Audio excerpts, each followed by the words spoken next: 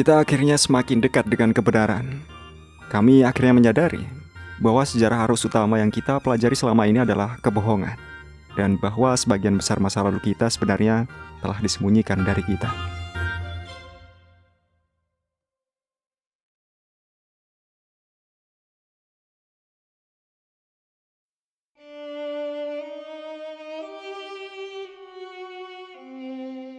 Baru-baru ini kami berhasil menemukan sesuatu yang akan mengejutkan bagi sebagian besar orang. Kami menemukan bahwa bencana global telah terjadi sepanjang waktu, dan yang terakhir mungkin terjadi 200 tahun yang lalu, tepat di sekitar waktu Perang Revolusi Amerika Serikat. Selama periode pergolakan global ini, kelompok rahasia seperti Freemason berhasil menguasai garis waktu sejarah kita, memutarbalikannya demi keuntungan mereka sendiri.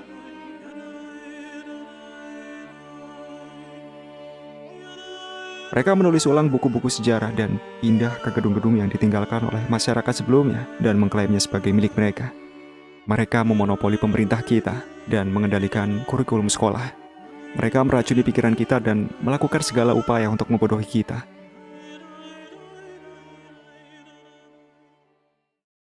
Namun, tidak peduli seberapa keras mereka mencoba untuk menguburnya, akhirnya kebenaran akan selalu menemukan jalannya.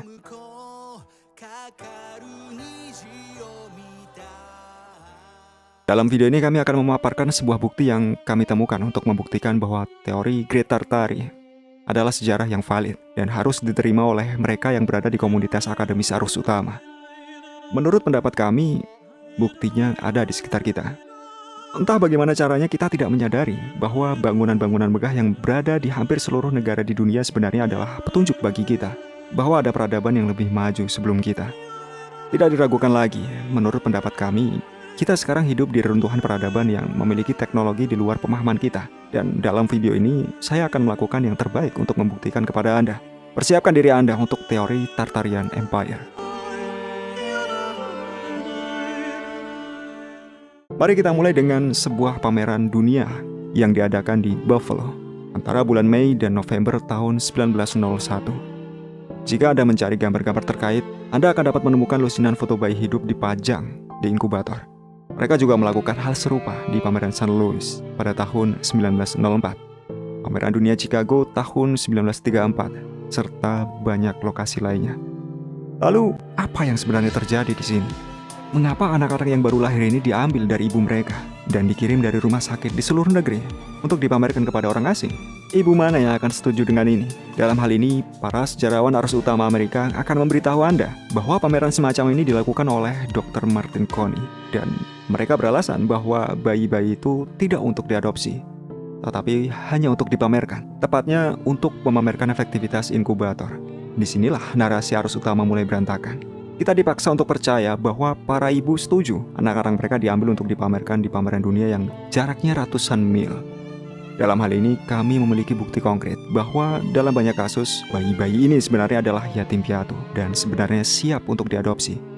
Anda dapat melihat artikel surat kabar ini dari pameran dunia St. Louis 1904 yang menyatakan bahwa anak-anak yatim ini akan dirawat di ruang inkubator sampai mereka diadopsi atau ditempatkan di panti asuhan. Dan bayi-bayi yatim piatu di pameran dunia ini bukanlah fenomena satu-satunya, karena yatim piatu adalah bagian lain dari sejarah Amerika yang terdokumentasi dengan sangat baik, di mana ratusan ribu anak yatim piatu dikirim dengan kereta dari perkotaan ke pedesaan. Dan di setiap pemberhentian di kota-kota setempat, orang-orang akan berkumpul untuk melihat anak-anak dan memutuskan mana yang ingin mereka bawa pulang. Jadi, dari mana semua anak yatim ini berasal dan apa yang terjadi pada orang tua mereka? Lagi-lagi disinilah narasi arus utama berantakan. Kita selalu diberitahu bahwa peristiwa kereta yatim piatu tersebut adalah respon terhadap meningkatnya jumlah anak yatim piatu yang ditelantarkan di kota-kota akibat perang dan imigrasi. Tetapi ini tentu tidak masuk akal. Apakah ketika Anda berimigrasi ke negara baru, Anda akan tiba-tiba meninggalkan anak-anak Anda? Dan apakah mereka akan meninggalkan anak-anak mereka ketika suami mereka meninggal dalam perang? Pada dasarnya, itu masih tidak dapat memuaskan pertanyaan kami tentang apa yang terjadi pada para ibu dan keluarga mereka. Jadi pertanyaannya sekarang adalah, mengapa ada lonjakan anak yatim piatu pada pergantian abad? Teori Tartaria menyatakan bahwa anak-anak ini menjadi yatim piatu akibat Great Reset, ketika orang tua mereka dibunuh, dimanipulasi, atau dinyatakan gila. Ya, Pada puncaknya lebih dari 1,5 juta orang Amerika dimasukkan ke rumah sakit jiwa ini.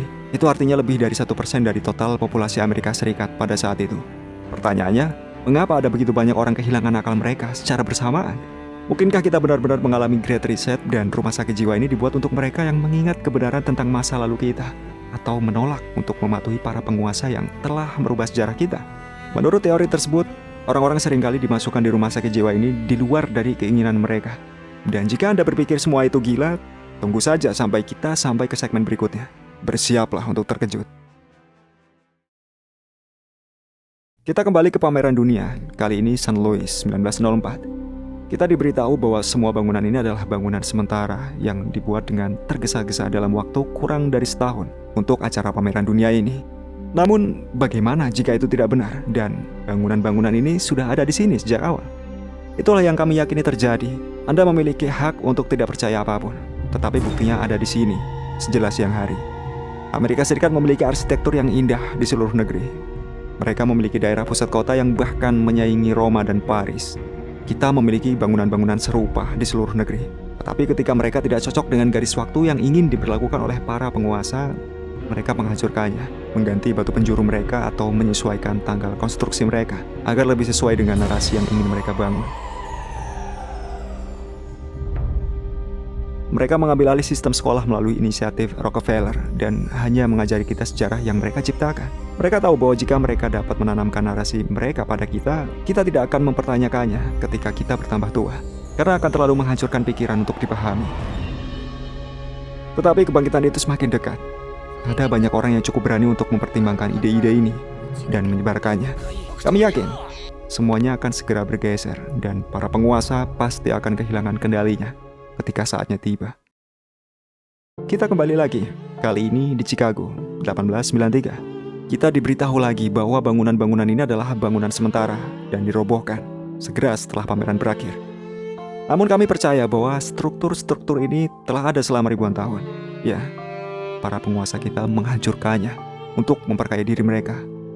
Dan kami tahu bahwa bangunan-bangunan ini sebenarnya tidak sementara karena beberapa dari mereka masih berdiri sampai sekarang.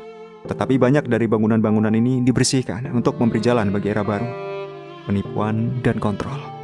Mungkin banyak orang bertanya, mengapa mereka mencoba menyembunyikan masa lalu yang begitu agung itu? Sebenarnya jawabannya sangat sederhana. Siapa yang mengendalikan masa lalu, dia dapat mengendalikan masa depan. Dengan menulis ulang sejarah, mereka yang berkuasa dapat membuat narasi untuk melayani kepentingan mereka sendiri. Mereka berusaha meremehkan atau menghapus pencapaian era sebelumnya untuk membuat masa kini tampak lebih maju, lebih tercerahkan. Ya, sejarah seperti yang kita tahu seringkali merupakan cerita yang diceritakan oleh para pemenang. Pameran dunia adalah kedok untuk menghancurkannya, untuk menghapus sejarah kita, menahan teknologi dan memonopoli dunia kita untuk keuntungan mereka sendiri. Dari sini, mata kita sudah mulai terbuka. Sekarang kita tahu apa yang mereka lakukan pada masa lalu kita. Dan di segmen berikutnya, kita akan mencari tahu apa yang dilakukan penguasa pada Great Tartary.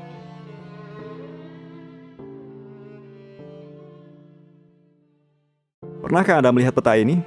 Peta yang menggambarkan Tartaria sebagai kekuatan utama Eurasia dan Timur Tengah.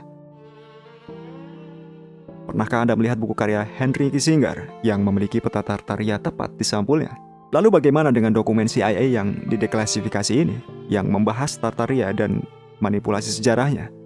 Kami tanpa ragu percaya bahwa mereka mencoba menghapus sejarah seluruh peradaban yang memiliki pengaruh signifikan pada masyarakat global. Kita tidak akan pernah menemukan pelajaran tentang Tartaria di sekolah. Ya, kita tidak memilikinya. The Rockefeller membeli sistem sekolah umum untuk mengajarkan kita hanya sejarah yang diinginkan mereka. Tartaria adalah sebuah kekaisaran dan simbolnya adalah griffin. Ini didokumentasikan dengan baik dalam poster dan foto-foto lama.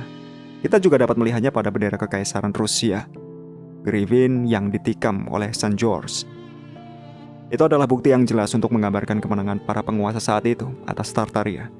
Bagi kami, ini adalah bukti yang jelas bahwa kita dibohongi dan dimanipulasi. Apa itu kekaisaran Tartaria dan mengapa mereka sangat ingin menutupinya? Teori ini menyatakan bahwa Tartaria memiliki teknologi yang tidak ingin diketahui oleh para penguasa.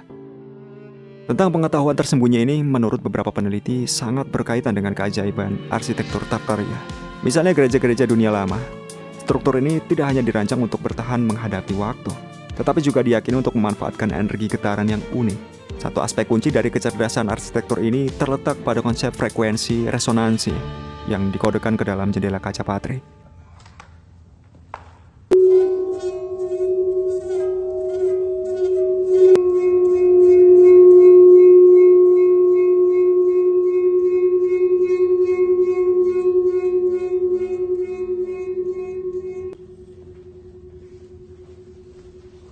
Ya, bangunan-bangunan ini memiliki pemahaman tingkat lanjut tentang bagaimana frekuensi suara dapat memengaruhi materi dan kesadaran. Menara lonceng gereja-gereja ini seringkali dilihat sebagai simbol agama belaka, padahal lonceng-lonceng tersebut bisa saja memainkan peran penting.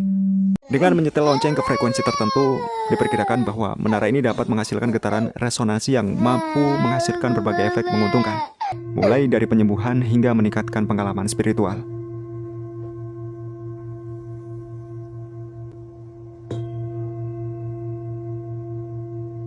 Penggunaan geometri suci dalam desain struktur ini juga patut diteliti lebih jauh. Daya tahan dan umur panjang konstruksi ini juga patut diperhatikan. Batu yang digunakan bukanlah batu sembarangan. Dengan strukturnya yang padat dan stabil, ini adalah media yang sangat baik untuk menghantarkan dan menyimpan energi getaran. Selain itu, atap dan bagian luarnya juga tahan cuaca. Semua telah dipertimbangkan dengan sangat matang. Dalam menyusun teka-teki ini, kita tidak bisa untuk tidak bertanya-tanya tentang sejauh mana pengetahuan yang dimiliki oleh bangsa Tartaria. Saat kita terus mengungkap misteri masa lalu, menjadi semakin jelas bahwa sejarah tidak selalu sesederhana yang disajikan. New York, Chicago, San Francisco, Boston, Baltimore, Portland, Atlanta, Seattle, St. Louis, Pittsburgh, Savannah, Charleston, Detroit, Cincinnati, Nashville, Omaha. Bagaimana mungkin setiap kota di seluruh Amerika bisa terbakar habis dalam satu abad? Ini tidak masuk akal, mengingat semua bangunan di era ini sebagian besar terbuat dari batu dan baja. Apakah Anda pernah mendengar tentang seluruh kota mencair menjadi abu? Saya yakin Anda tidak pernah mendengarnya, karena itu tidak pernah terjadi. Sebenarnya, hancurnya kota-kota ini bukanlah disebabkan kebakaran yang tidak disengaja. Penyebabnya bukanlah masalah sepele, seperti sapi yang menjatuhkan lentera di gudang. Ini adalah serangan yang disengaja. Baiklah, apa yang Anda lihat ketika melihat gambar-gambar ini? Apakah Anda melihat akibat kebakaran atau sesuatu yang lebih? Apakah ada sesuatu yang tidak diberitahukan kepada kita? Tentu saja ada.